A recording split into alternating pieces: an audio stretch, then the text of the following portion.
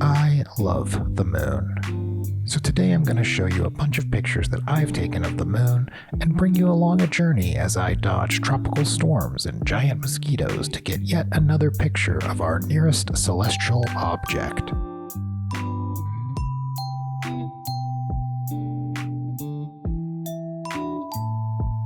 So let's start with some of the equipment that I use to capture these images. So currently I'm using a Celestron C6 Schmidt-Cassegrain telescope, or an SCT for short. For a camera, I'm using the ZWO ASI 533 MC Pro. It's a fantastic camera that is primarily used for deep space photography, but today I'll be using it because, well, number one, it's the best camera that I have. It took me 2 hours just to find all the little connectors and stuff and the doodads just to get this thing hooked up. And I don't want to go on a rant about, astrophotography connectors, but you'll spend so much time just finding little things to connect other things together. It's infuriating. But I digress. Number two, its high dynamic range is going to be extremely useful in capturing this bright target. So if you've ever tried to take a picture in the dark, you may have noticed that your camera can do a great job of capturing details of the bright objects, but it really lacks the clarity in some of the darker parts of the photograph. Well, that's because the photons that are actually hitting your sensor just aren't enough to make out the darker parts of your image. So you increase your sensitivity and then you take another image. But oh no. Now our bright image is washed out because too many photons are hitting the sensor and the darker parts are illuminated. So this is the fundamental issue of dynamic range. The darks are too dark and the brights are too bright.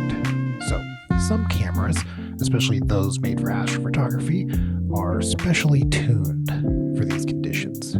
So today we're going to take advantage of that on this extremely bright target.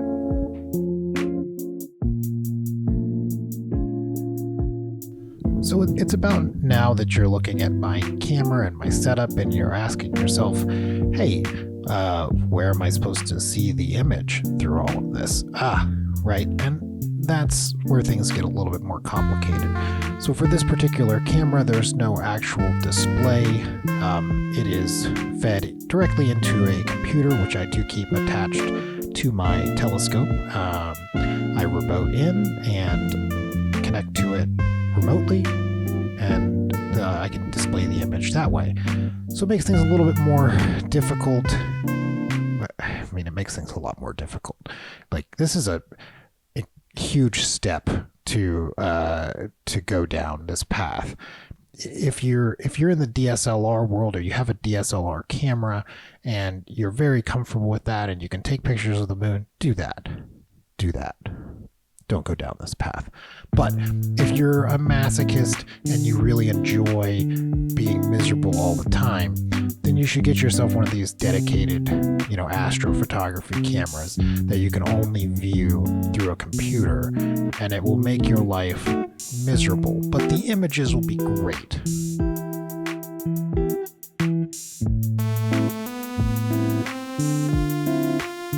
So in going through a lot of my files for making this video, I realized that I have a lot of pictures of the moon.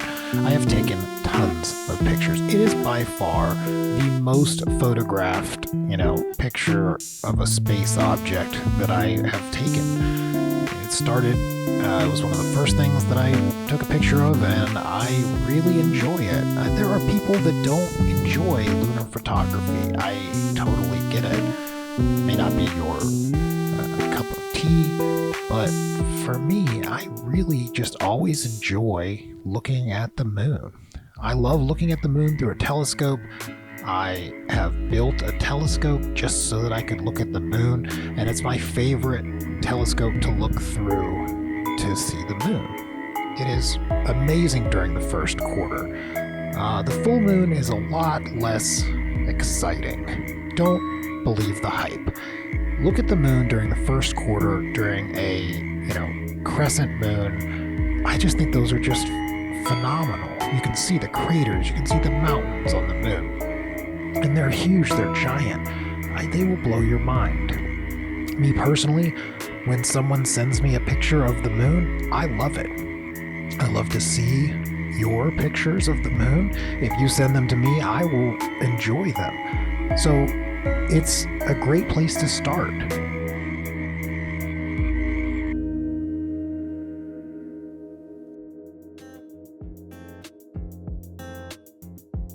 In April of 2024, I was lucky enough to see the full solar eclipse in Cairo, Illinois with my dad. If you ever have an opportunity to get to see a full solar eclipse in real life, I would certainly recommend it. It was quite an adventure following the weather and trying to find a location that wouldn't be completely crowded and still fall in the path of totality. Eventually we ended up right where the Ohio River meets the Mississippi River at a place called Fort Defiance. And for this trip, I had to be able to pack my gear into a small suitcase, so I made a solar filter out of a cereal box and held it together with some sticky tack. Afterwards, I had never seen so much traffic in my life, stop and go for hundreds of miles. I ended up missing my flight home, but I got to spend another day with my dad, so it all worked out. I flew out in the morning.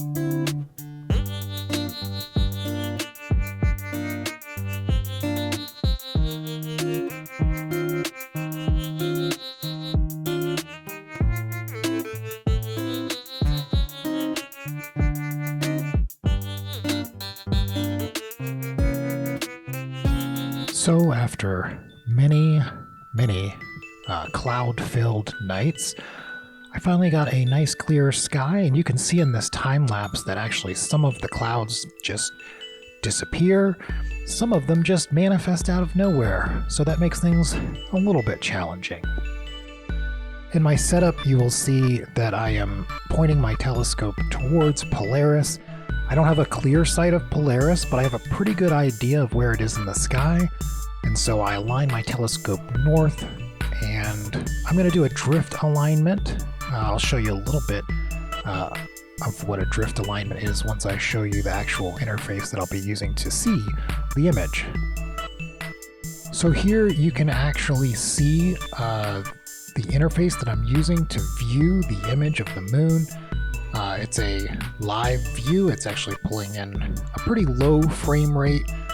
This camera is really good at deep sky images, not so fast on the frame rate with a full frame.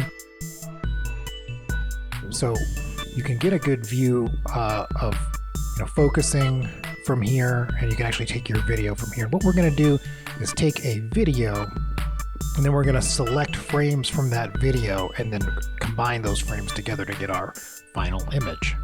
Two things that really rustled my jimmies whenever I first got an equatorial mount was polar aligning using a drift align method, and then the Polaris hour angle. Today we're going to talk about drift aligning. The concept is really simple, but it took me a long time to get. We are going to focus on a target, in this case the moon, and we're going to put it right in the center of our viewfinder. And then we're going to wait, and we're going to let it drift out of the frame. It'll do that real slowly depending on how far off of Polaris you are. If you're super far off, it'll drift out very quickly. After it's kind of moved out of the frame a little bit, we're going to move it back into the center of the frame using the alt-azimuth knobs, and that's going to put it closer towards Polaris. It's called the drift align method.